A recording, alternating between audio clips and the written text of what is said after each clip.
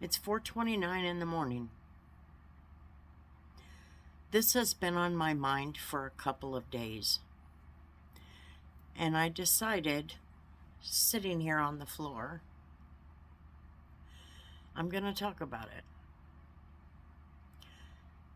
Most people, or some people, know that me and my daughter go live here on the channel every weekend.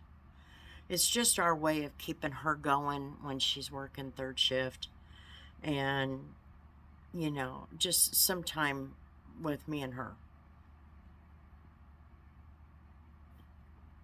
Well, a couple of nights ago, somebody came in to our chat, and they said this 3 long comment. Don't you think Erika Kirk was fake? She doesn't cry, she's laughing and all of this.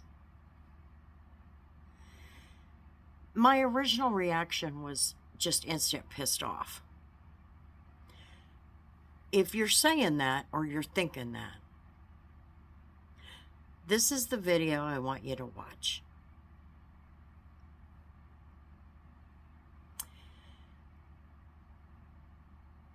August 28th, 2009. I couldn't reach Jerry on the phone. I had just gotten off the phone with him. I was on the phone, got another phone call, and I took it, and I think I called him back like maybe 5 to 7 minutes later, and he didn't answer the phone. And that went on all afternoon until my daughter, who was 11 years old at the time, got home from school.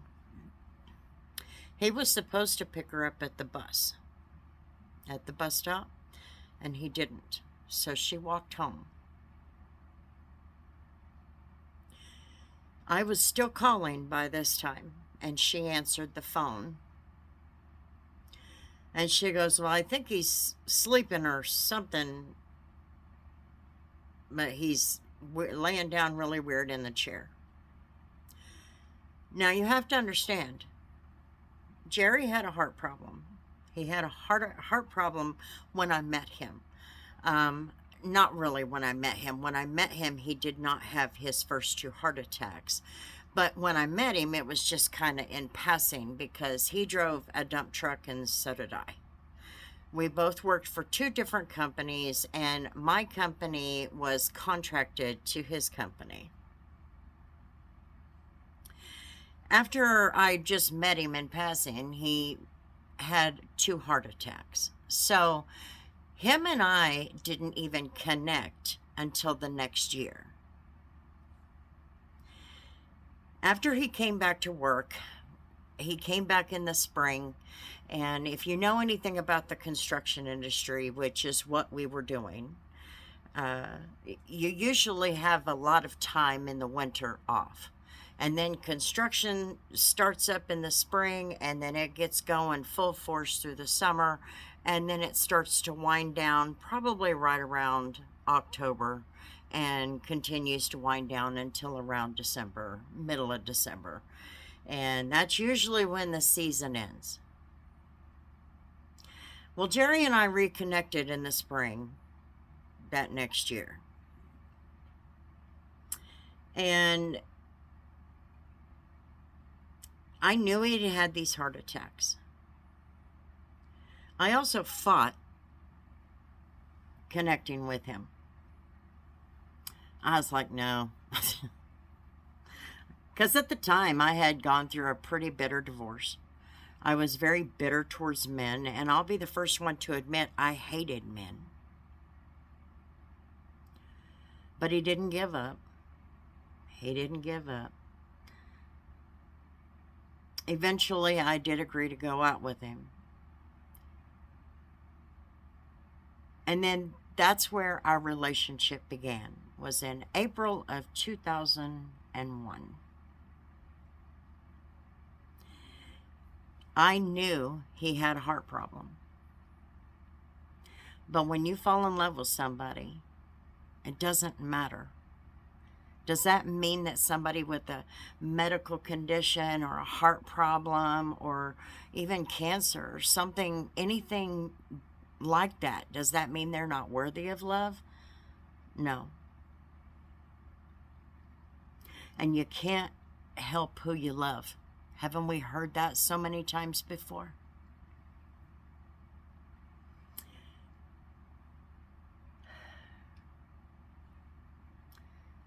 We got married in 2003.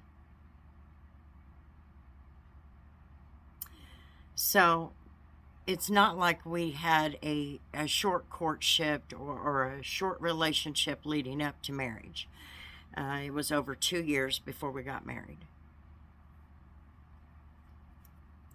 I still knew he had a heart problem.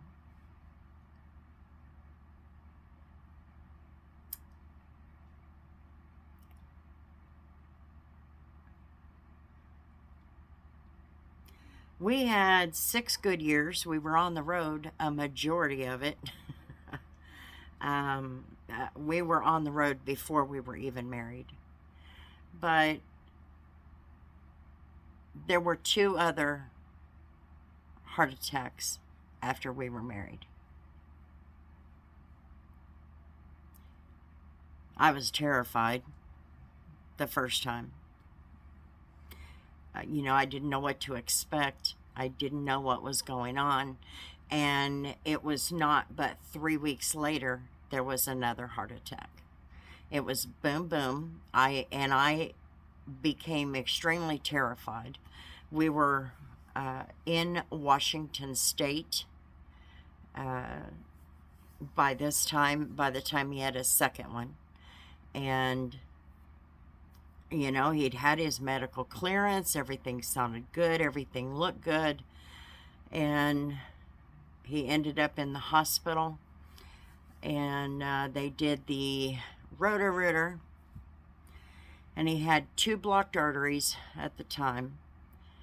Left ventricular and the obtuse marginal.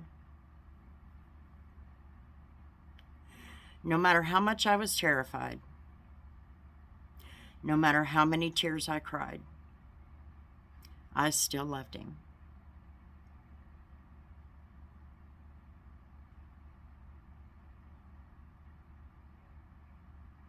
I decided that it was time for me to come home. Now that was in 2006. I decided that it was time for me to come home in 2008. It was time for me to come back home and be a mom. I just needed to do that. I had already missed so much being out on the road. I just needed to. I belonged with my kids. He never criticized my decision, even though I was breaking up the team, because we were team drivers over the road. And I was breaking up the team. But he never judged me for that. He said, if that's what's going to make you happy, then that's what you got to do. Now, he did decide for the next 3 months to stay out on the road. And I will admit that 3 months I was terrified the whole time. What if I'm not there? What if I'm not there? Eventually that summer he did come home. I came home in February of 2008 and he came home in, I want to say it was July or maybe the 1st of August. And both of us decided to work local.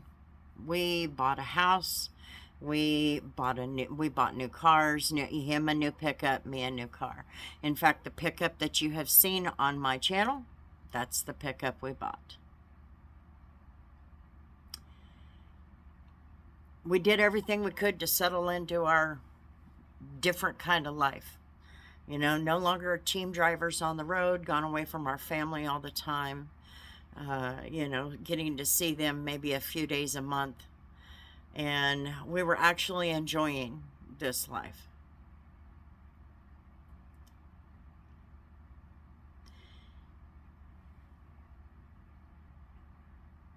August 28th, 2009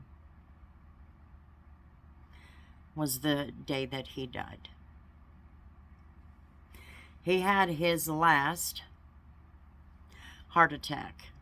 It was a massive heart attack, according to the coroner's office. They had to do a autopsy, but it was not a full autopsy. They did just enough to compare it to medical records. And it was ruled a massive myocardial infarction, which is a massive heart attack. In other words, a widowmaker.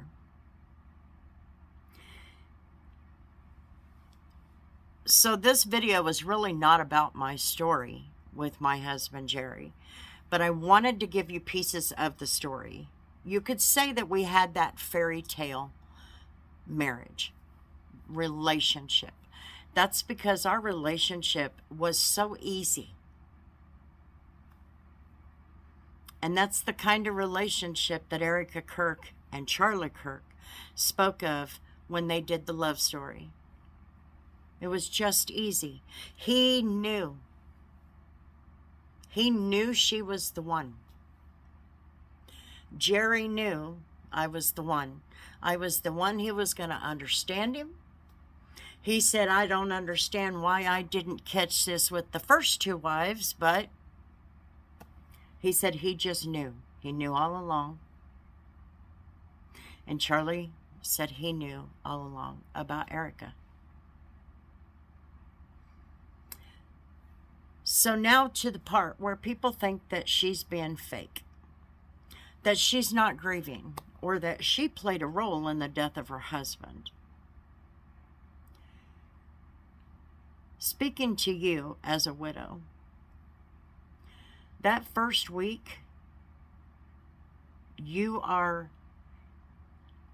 like she said, you are in the midst of a heartbreak that you didn't even know existed. You are devastated. Your other half, the other half of you is gone. Just like that.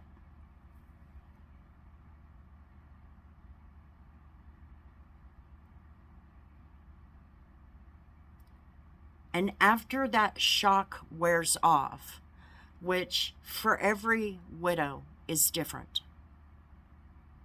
Every widow grieves differently. But it's not until that shock wears off that grief starts to process in a totally different way.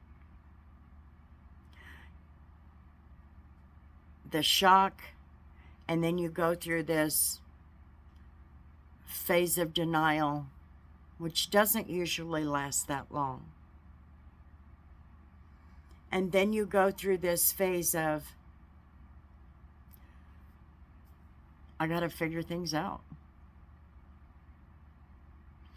For her, it was pretty straightforward. I'm sitting on the floor tonight, this morning, because when I woke up after a couple of hours of being asleep, I woke up because of a dream. And I'm sure it has something to do with the comment that was made. And the reason I'm sure of it is because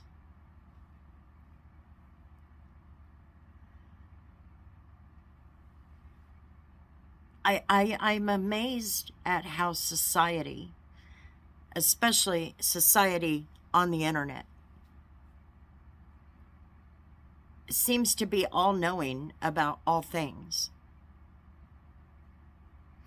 Sometimes a video like this means absolutely nothing because you can't train know-it-alls.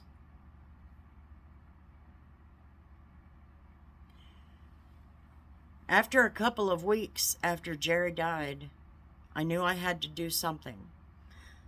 Him and I had just been laid off when he died. He'd been laid off about 2 weeks, and I had been laid off about a week. Now, I was at work that day, but that's because it was work. I was going to take it. Neither one of us had a job. We were still trying to figure things out. Our original plan was to go back out on the road. And we had already applied with a company. And that phone call that I took the last time I spoke to him was from the school system, me trying to get my daughter on a homeschool program so that she could go with us.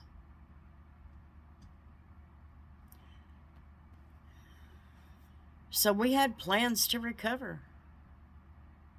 It was just a matter of trying to get through those few weeks.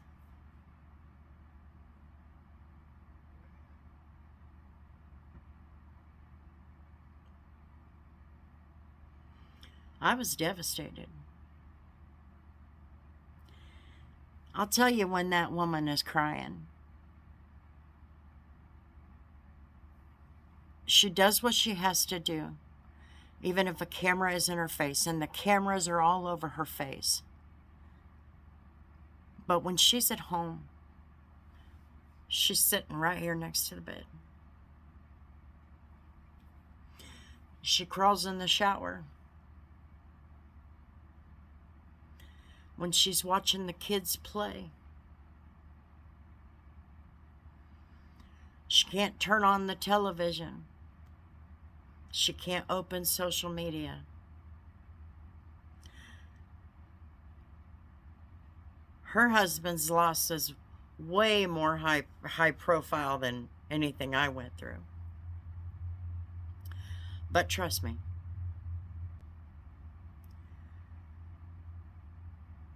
when it's quiet at night and she lays her head down on the pillow, she's crying.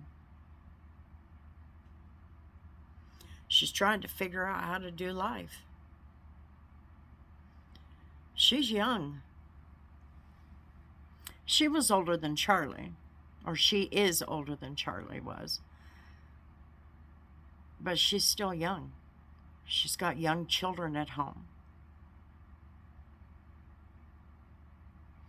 Just because a widow, especially one with a big name like that, doesn't act the way that you want them to act, does not mean that they're fake.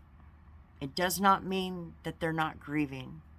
It does not mean that they don't care. It does not mean that they've moved on. And it does not mean that she had anything to do with the murder of her husband. It means she's doing her very best to be strong.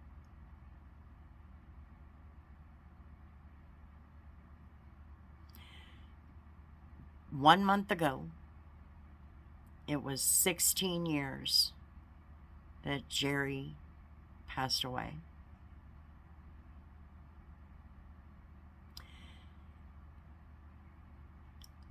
And I find myself sitting on the floor,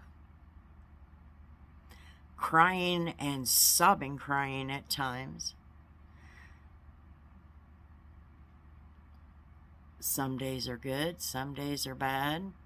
Most days are fine. I don't cry when I think about him all the time anymore. You know, you learn to go forward.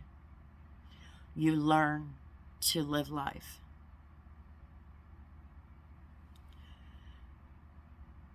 Something like this changes a person. And the changes that you see, they're going to be subtle. They're going to be subtle changes. But believe me when I tell you, if you thought Erika Kirk was strong today, wait until she reaches her 1 year. and every year after that.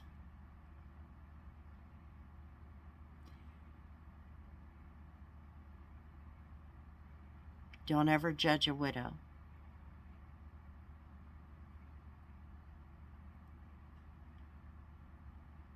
Because you probably know nothing about it.